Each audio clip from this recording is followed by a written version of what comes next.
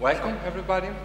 As Joachim said, I'm going to talk to you about rapid determination of persistent organic pollutants using the accelerated solvent extraction. And here is a short summary of the presentation. As you will see, we will have a short introduction over the POPs, that followed by principles and instrumentation, and three main examples of application with ASC. One of them is very interesting because it's directly connected to what Heidi just taught us, that is the air sampling and the determination of POP with the accelerated solvent extraction. And then we will have some brief conclusions. As we all know, pollution nowadays is everywhere. Here is just this slide is just a very short summary of where pollution might be in our environment. As you see, herbicide, pesticide, fungicide, industrial waste, domestic pollution, industrial pollution, and so on. And speaking about pollution, we cannot forget the dirty dozen, as it is called, from the Stockholm Convention. I think Heidi already mentioned the Stockholm Convention. This is just a short summary of the 12 initial chemicals that were identified for immediate action. And some of them, as you know, some of them are intentionally produced, some like from 1 to 9, and some of them are unintentionally produced as a result of combustion, so that is from 10 to 12, and some of them. So nowadays it's becoming more and more important having methods to quickly identify these chemicals and to being able to identify and quantify them and to react quickly to crisis situations as we have seen yesterday. And unfortunately for us, we all know that POPs are transboundary travelers. Unfortunately for us, they don't like boundaries. They don't need passbooks. They don't need passports. They don't need visa, and therefore they are traveling all around the world without respecting borders. This is a very bad thing for us. But nevertheless.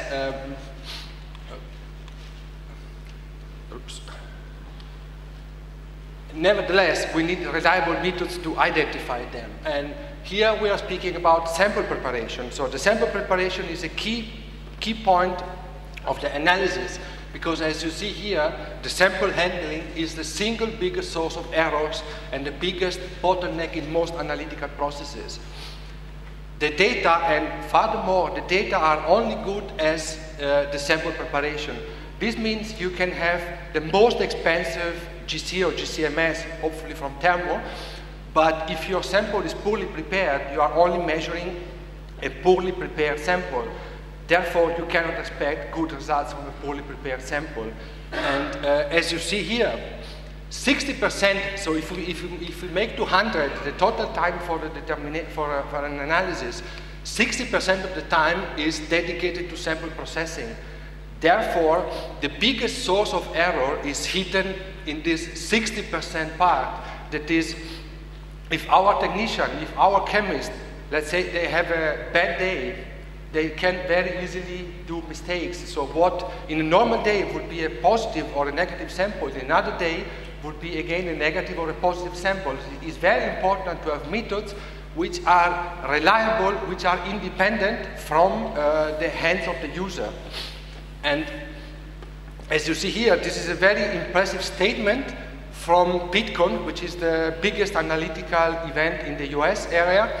And 80% of the variance in an assay usually arises from sample preparation.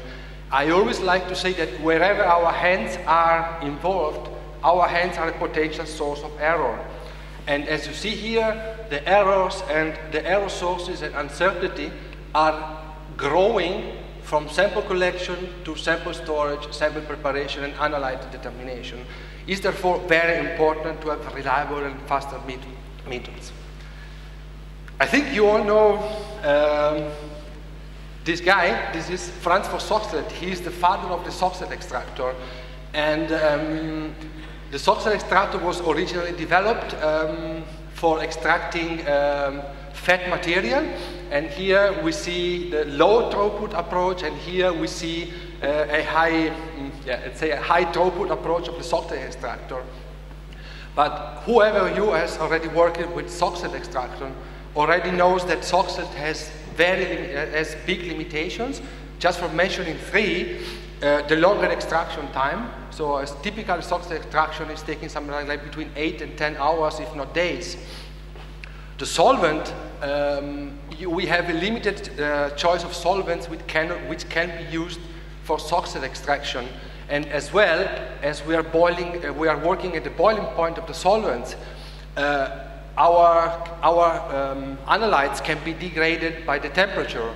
So putting all this together, it can make very difficult sometimes to have reliable results in analysis of contaminants. And that's why our machines are coming to your help, because we can use the ACE, the accelerated solvent extraction, for the rapid determination of chemicals, and in particular of POPs. We see here the starting machine, the ACE 150, and here on the right side we see the ACE 350. So this is a fully automated platform which allows you to analyze 24 samples in a row. And I just give you a short explanation about how an ASC is working. So here on the left side we see a flow diagram with the steps which are involved, and here on the right side we see a short schema, as we have seen yesterday, of the ASC technology. And as you see here, a typical ASC extraction is taking only between 15 and 20 minutes, with a solvent consumption of roughly 15 milliliters. So if you compare this with a typical Soxhlet extraction is taking something like 250 milliliters per extraction.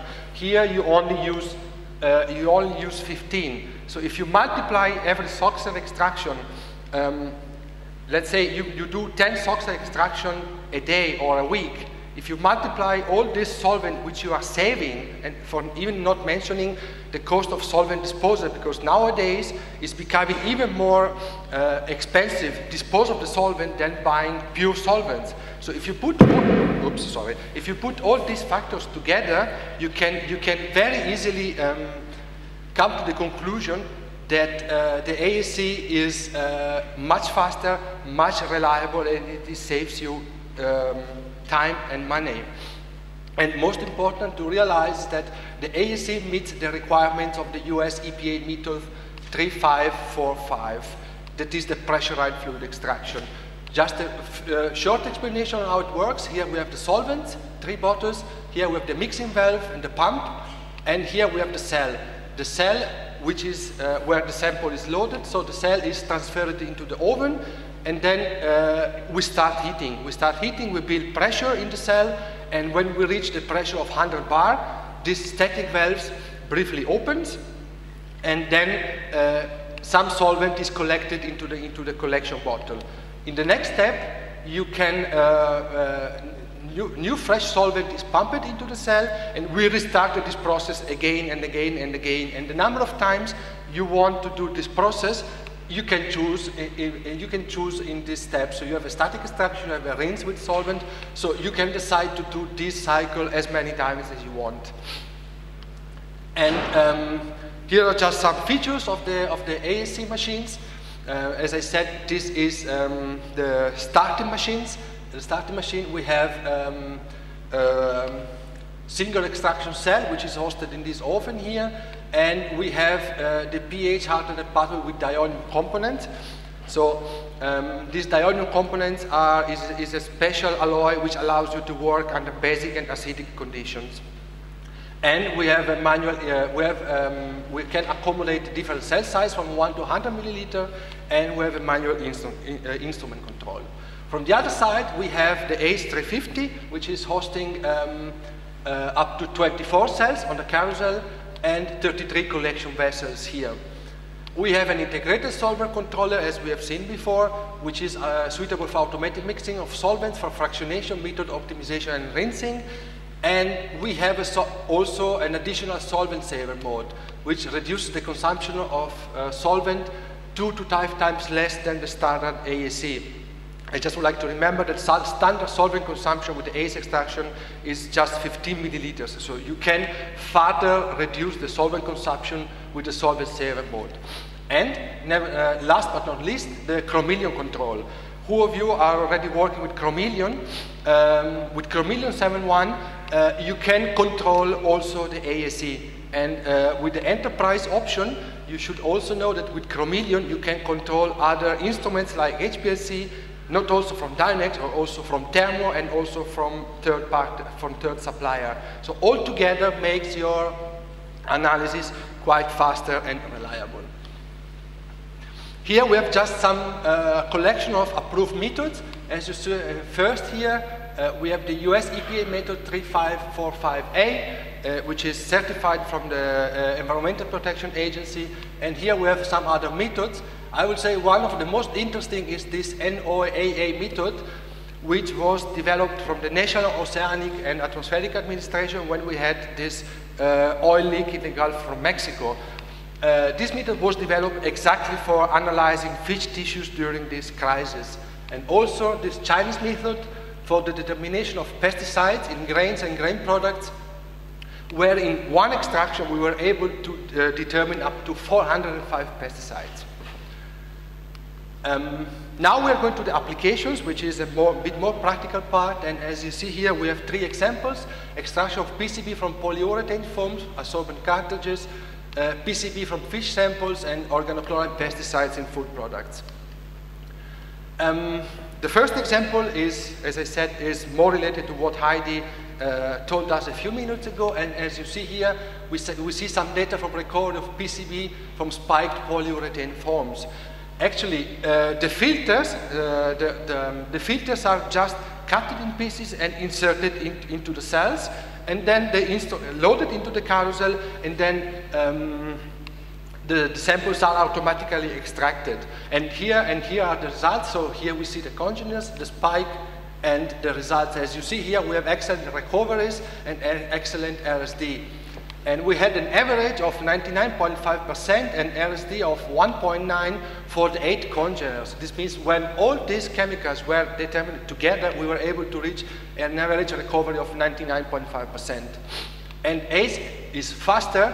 Typical application was lasting 12 minutes, and only 30 minutes of solvents were used compared to conventional methods. The second example is concerning the extraction of PCB from fish tissues, and here I would like to introduce you the concept of the inline cleanup. For the one of you who are working with fish tissues and fats in general, you are very aware of the problem that sometimes working with fat is very difficult because they are poorly soluble, because they are not easy extractable, and so on. And here we have our approach, which is called inline cleanup, which consists of adding the sample and the dispersant in the top part of the cell, and in the bottom part we just add some absorbents to retain interferences. And here we see some